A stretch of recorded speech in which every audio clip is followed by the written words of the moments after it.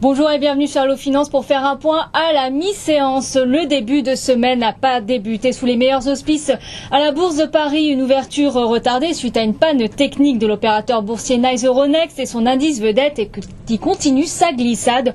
Aucun accord ferme et définitif ne se dessinant sur la question grecque. Les ministres des Finances européens ont reporté à la mi-juillet un nouveau plan accordé à la Grèce, conditionné au vote d'un plan de rigueur et de privatisation par le Parlement grec ce mardi. Par ailleurs, les craintes d'un effet domino sur les autres pays de la zone euro se précisent. Moody's a en effet abaissé la note de l'Italie sous surveillance en vue d'un éventuel abaissement. Dans ce contexte houleux, le CAC 40 plie de 1,01% à 3785 points.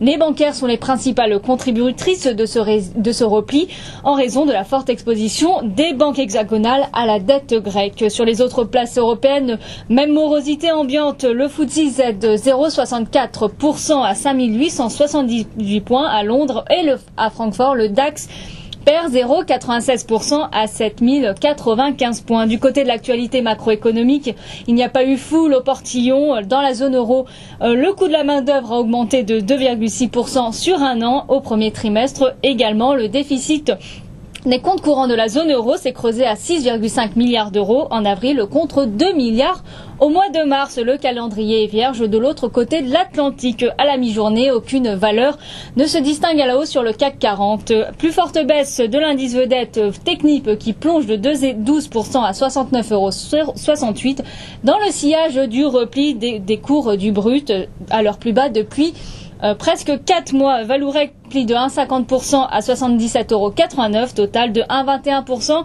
à 39,69 €. Le compartiment financier est sous pression alors que le dossier grec reste toujours dans l'ornière. Le BNP Paribas cède de 1,90% à 51,21 €. Société Générale abandonne 1,75% à 38,40 €. Natixis 1,74% à 3,49 €.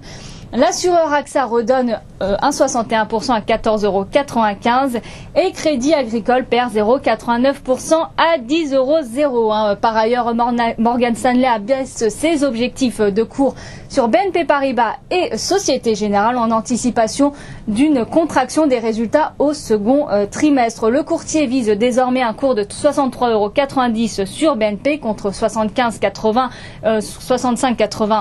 auparavant et de 51,60 € sur la banque rouge et noire contre 54,80 € auparavant. Toutefois, BNP Paribas reste néanmoins la valeur préférée chouchou de Morgan Stanley.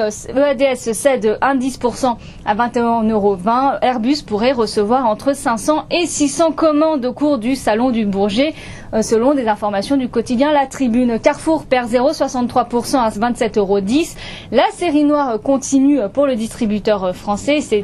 Après UBS, c'est au tour de JP Morgan d'afficher sa défiance. Le broker a abaissé de 45 à 40 € son objectif de cours sur le titre Carrefour. Safran redonne 0,63% à 28,17 €. Le groupe français et l'américain Honeywell vont créer une société commune destinée à développer et à commercialiser un nouveau système qui limite les émissions polluantes lors des phases de roulage sur piste. Aéroport de Paris glisse de 0,42% à 63,80 €.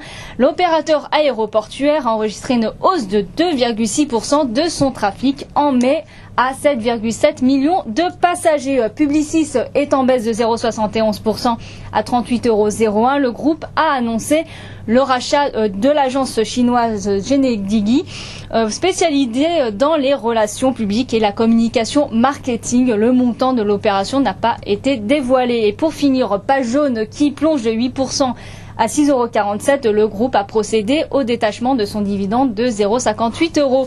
Et pour finir, sur les marchés d'échange, l'euro reste toujours à la peine plombé par le dossier grec et cède 0,45% à 1,4242 face au dollar et perd 0,10% à 114,40 face au yen. Le billet vert, quant à lui, progresse de 0,31% à 80,29 face à la monnaie nippone. Et sur le front des commodities, le baril de pétrole consolide. Le WTI plonge de 1,16% à 91,94 $ et se dirige donc vers les 92 $. Et le Brent abandonne 1,28% à 111,77 $. Et l'or se négocie à 1538 $ l'once. Voilà ce qu'on pouvait dire à la mi-séance. Merci et à très bientôt sur Allo Finance.